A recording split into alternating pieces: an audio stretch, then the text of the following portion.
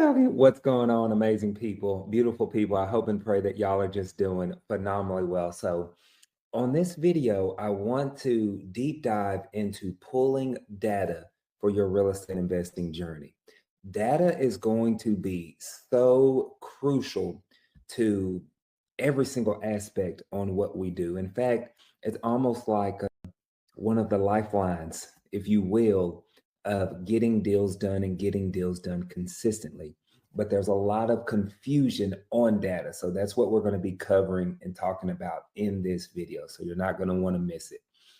Before we dive into the content, please like this video, subscribe, share it with a couple of people that you know who are ready to get started in real estate investing and transform their life through real estate investing. So let's deep dive into some data. So I want to pull up PropStream and just kind of talk about data in a whole, holistically. Okay. So one thing that I will say, number one, I use PropStream for my data. Okay. There are thousands, y'all, literally thousands of data providers at this point now in 2025. So I like PropStream because they've been battle tested. This company has been around for over 20 years, and very few companies can actually say that.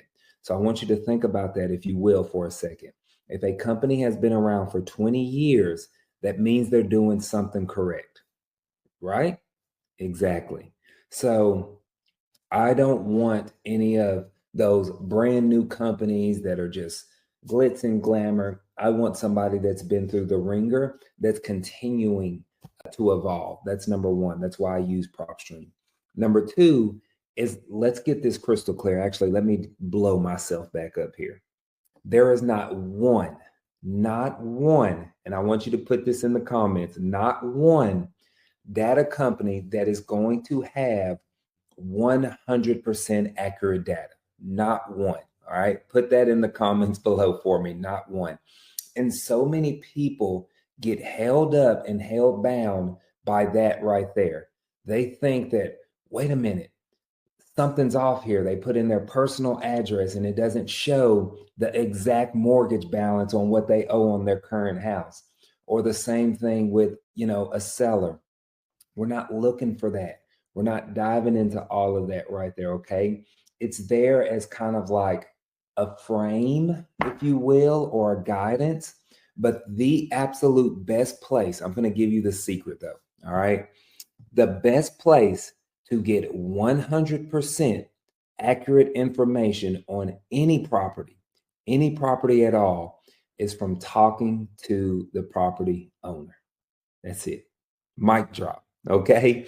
And so you have to understand that these data providers, and even when we're running comps, is theirs just for guidance. All right. So it does not take away from the fact that you should be having quality conversations. So let's say, for example, I'm here and Harris County, which is Houston, is a huge county that I do a lot of work in. I'm going to go here. And so let's see what it populates here for me. I think that too many people also get caught in the granular. So we have over 2,300 pre-foreclosures. We have bank owned, although I don't really do anything with bank owned. That's not one of my target lists that I go after. My goal and my intent in real estate is always to serve the property owner. I want to build generational wealth by serving other people and blessing people to walk away from a house and still have dignity, still be able to put some money in their pocket, right? Still feel like they didn't lose the property. I'm not trying to make the banks any richer, all right? So I don't typically worry with those. You have liens and you have vacants as well. I will always recommend 2 list type to start with. That's number one, going to be pre-foreclosure as well. And if you go down here to filter, I always recommend the inherited properties or probate properties. Here it is, pre-probate. So what I would do is I would actually keep these things very, very simple. So let's say, for example, the vacant land is a good one too that many people overlook. Another really good one is a tired landlord that a lot of people overlook as well. So let's say I wanted this. Let's go to this pre-foreclosure list here. Now, for me, I would literally skip trace all of this. Okay.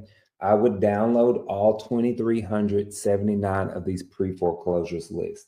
Now, I am not paying attention to any of this, right? As you noticed, at the time of this recording, it's what, May 7th? The auction date here says 3/31. I do not care. I absolutely do not care what that date says, because guess what I just said? The most accurate information that I'm going to get on this property is by talking to the property owner. So I'm going to call this owner on what, Summer. Let's pull it up. I'm going to call Perry or Ryan, and I'm going to say, hey, Ryan, my name's Clifford. I'm calling about the property over on Summer Snow. Are you interested in an offer on that? And they're going to let me know, oh, we already sold that house. It's still available, whatever it may be. Okay. And this is actually a really good example as well. Don't think that all of the houses that are on pre-foreclosure are rundown, raggedy houses. Okay. This house is a 1995 build.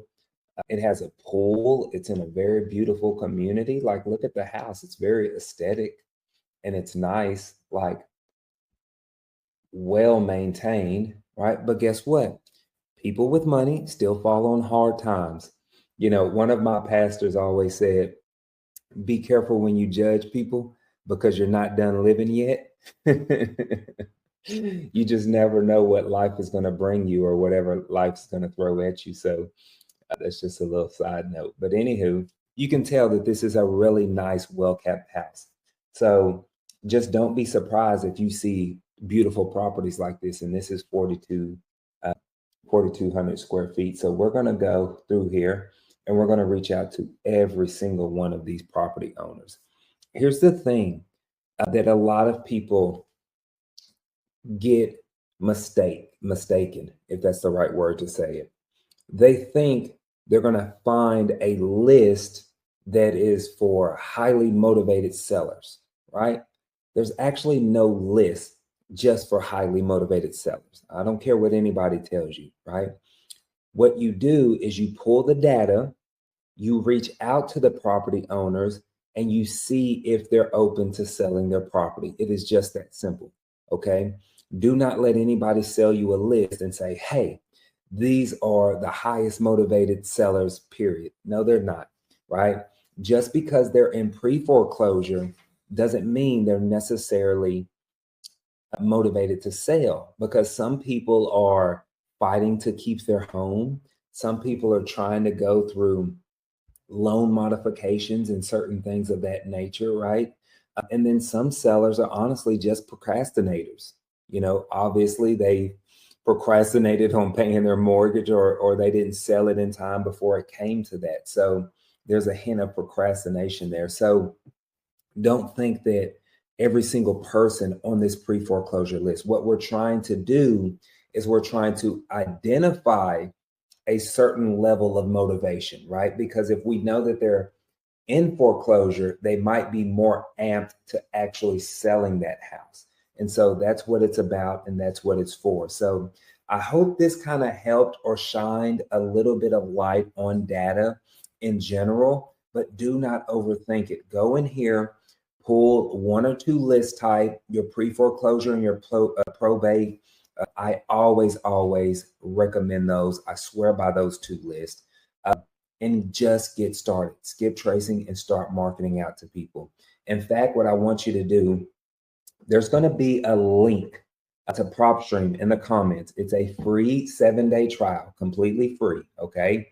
And so I want you to go in there and I want you to put in your county that you're in and let me know in the comments about how many pre-foreclosures you have. Okay. Another thing that's important is that we stay in larger metropolitan areas, okay?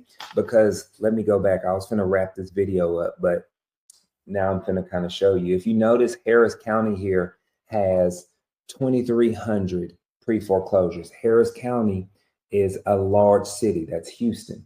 But let's say, for example, we take that to even Dallas County. You'll see a difference here. There's only 291. So your location matters, right? When it comes to, you can actually expand that because that's just Dallas, the city, but we can expand it to Dallas County and it'll probably be a little more actually. Yeah, so now it went up to 615 because we pulled for the entire county in whole. But anywho, just know that the location and the city matters. You know, I want you to find as many pre-foreclosures as you possibly can, as many probates as you possibly can. So if you live somewhere like in Dinosaur, Colorado, let's go ahead and pull data for the next largest metropolitan area to us. Okay, are you with me on that? So again, let me know if this was helpful. Let me know how your pre-foreclosures are looking once you go on here and pull your list, and then we'll go from there. But y'all have a blessed one. I'll see you soon.